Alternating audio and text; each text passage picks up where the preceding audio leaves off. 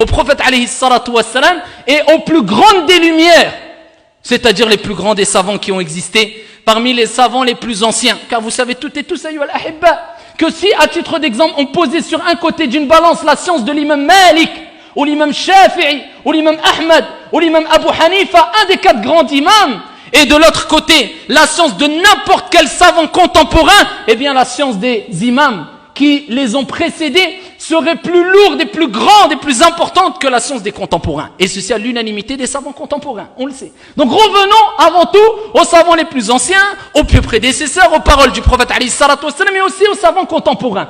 Aussi aux savants contemporains pour être juste et équitable, car ici, leur parole est à prendre en considération, bien que la parole des savants n'est pas une hujja en soi-même. Commençons avec la parole de Cheikh Al-Uthaymin, rahimahullah ta'ala, dans son sharh de Riyad al-Salihin. Dans le sharh, l'explication de Riyad al-Salihin, quand il a expliqué Bab, la porte, le chapitre concernant Husnul Khuluq, le bon comportement, les bonnes moralités. Eh bien, il a rappelé que le comportement se divise en 2 catégories.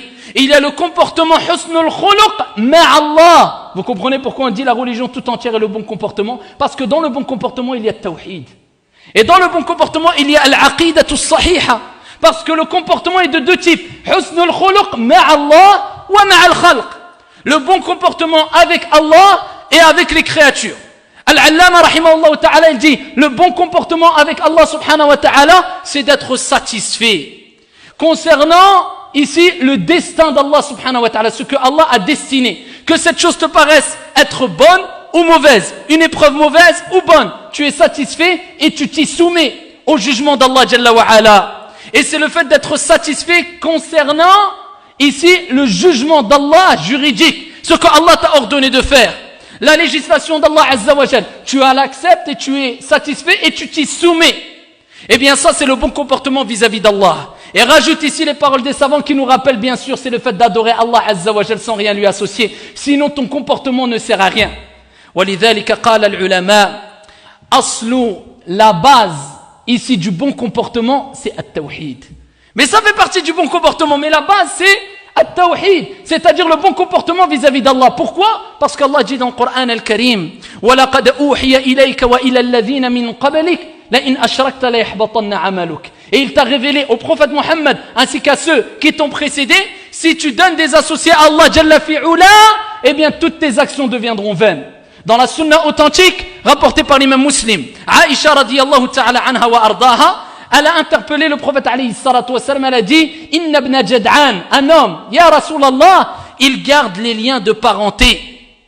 Yasil rahima, il garde ici les liens de parenté. Et elle dit radiyallahu anha wa ardaha, et c'est une personne qui garde les liens de parenté et qui agit avec le bien, c'est-à-dire qui donne aux pauvres. Yu'ti lil masakin, il donne aux pauvres, aux nécessiteux. Est-ce que cela va lui être profitable? Le prophète alayhi salatu wassalam lui a répondu kama fi sahih Muslim, cela ne lui profitera en rien du tout. Et il dit pourquoi? Le prophète il s'explique, il argumente, il donne les preuves alayhi salatu wassalam. C'est ça la religion, c'est ça l'islam, comme a dit Ibn al-Qayyim, qala Allah wa qala al-Rasul wa qala as-Sahaba. Allah a dit, le prophète a dit, les compagnons ont dit. Il argumente et il dit parce qu'il n'a pas dit une seule fois dans sa vie Allahumma ghfir li khati'ati, Allah pardonne mes erreurs, mes péchés, mes erreurs le jour du jugement.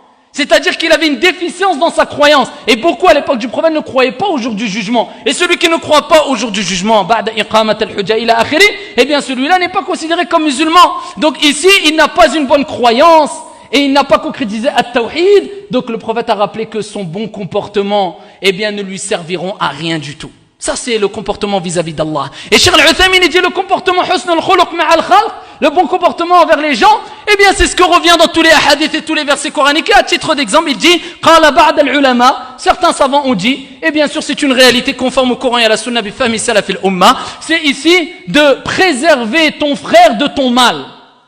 Tu causes pas de tort à ton frère et à ta sœur. Peu importe le tort, tu ne leur causes pas de tort. Si on s'arrête juste avec ça, on pourra en faire des conférences. Et on pourrait se remettre en question et chacun pourrait se dire, peut-être Obama, en tout cas moi le premier, on est loin du bon comportement. Juste si on s'arrête avec ça. C'est de ne causer aucun tort à ton frère ou à ta sœur. Et il dit, ici, rahimahullah ta'ala, c'est d'agir avec générosité. Être quelqu'un qui est généreux, pas avare, tu donnes, tu partages. tu partages de ce que Allah t'a donné, tu es une personne généreuse. Et il dit, c'est d'avoir le visage détendu. Rahimahullah ta'ala. Comme le prophète alayhi salatu wa salam l'a rappelé, comme on va le voir, incha'Allah ta'ala. C'est d'avoir le visage détendu, pas renfrogné, tu fais peur. On te regarde, on sait même pas ce que tu as fait, on a l'impression que tu lui as fait un mal ou tu as tué quelqu'un de sa famille. Pourtant, masha'Allah, rubbama, il dit qala Allah, qala Rasoul, tu dis qala Allah, qala Rasoul. Tu suis ici le minhaj des prédécesseurs, huwa kadhalik. Enfin, il prétend. Et ala kulli hal, il te voit comme un adou. Ajib. Le prophète, il te rappelle, c'est d'avoir le visage détendu. Le fait de sourire sur le visage de ton frère, c'est-à-dire auprès de ton frère, comme alayhi salatu wa salam, sadaqa. C'est une aumône. Le prophète alayhi salam nous a incité à avoir le visage détendu, à avoir le visage gai, à sourire. Et le prophète souriait tout le temps. Radiyallahu alayhi salatu wa salam. Et les sahaba radiyallahu anhum ardam étaient reconnus pour pleurer devant Allah en intimité. Et rire et sourire, plutôt sourire avec leurs frères. Maintenant, nous, quand on est en intimité, on ne cesse de rigoler pour des bêtises ou des futilités. Et quand on est devant nos frères, on dirait qu'il y a eu un mort dans notre famille tous les jours. Wal'iyadhu billah. Illa man rahim Allah.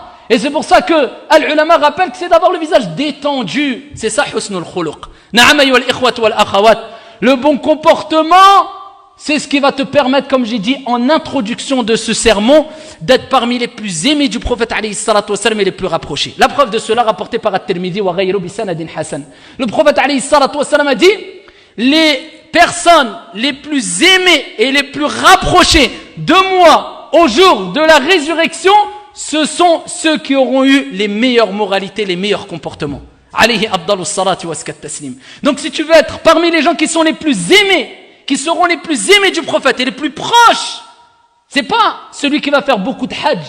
Le prophète n'a pas dit ça. Beaucoup de umrah, beaucoup de siyam, beaucoup de... Non, il a dit, alayhi salatu wassalam, ce sont ceux qui auront eu les meilleurs des comportements. Et c'est pour ça le prophète alayhi salatu wassalam, il dit, celui qui a le bon comportement, ici il atteint le degré darajatus sa'im al-qa'im. Avec son bon comportement, il va atteindre le degré du as-sa'im al-qa'im. Celui qui jeûne toute la journée et qui prie toute la nuit. Et rubbama, tu vas voir une personne jeûner toute la journée, prier toute la nuit, mais son comportement hadith wa la haraj. L'autre ne jeûne pas toute la journée, ne prie pas toute la nuit. Là, les gens le connaissent comme étant une personne ayant un bon comportement. Eh bien, celui-là, c'est pas il a le même degré, il a devancé.